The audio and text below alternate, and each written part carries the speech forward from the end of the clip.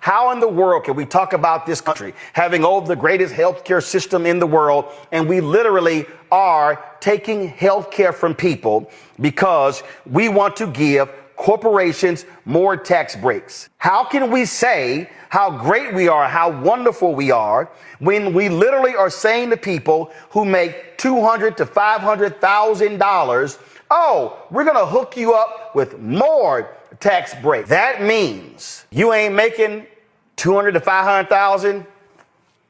That tax break don't impact you.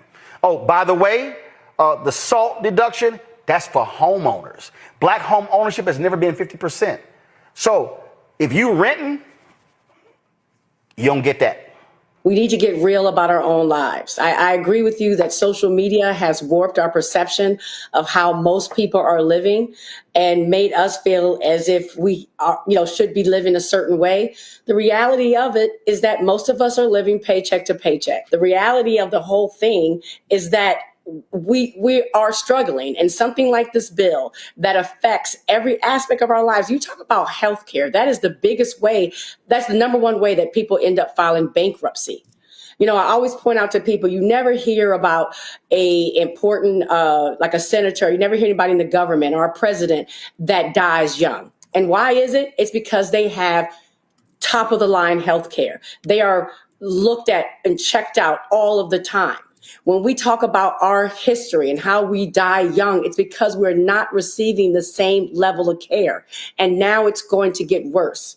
We just went through a pandemic where people couldn't get the services that they needed. Can you imagine now if you can't even get to a hospital in time to help your loved one? Right? We need to get very real about what's happening. Someone needs to do a psychological study on white people thinking that privilege equals money. You can have white privilege, and you do, right? If you live in America, there's certain that your race does not cause you certain issues, but it does not mean that you have more money.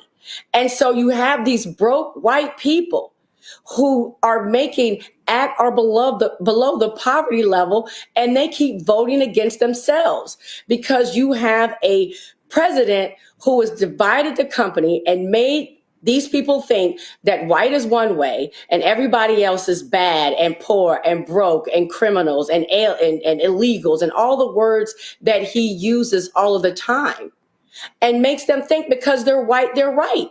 And they're going to be white and sick, white and broke, white and dying. Like the numbers you just went through of how it's going to affect every single state, is real, and it's going to impact not just Black people. Because I think just like they voted for this man in, is why they continue to cling on to him, is because they have this idea that these cuts only will affect Black people, because that is the perception that we've always given about Black people, that we are the ones who are broke and struggle and have issues. And that is not the case.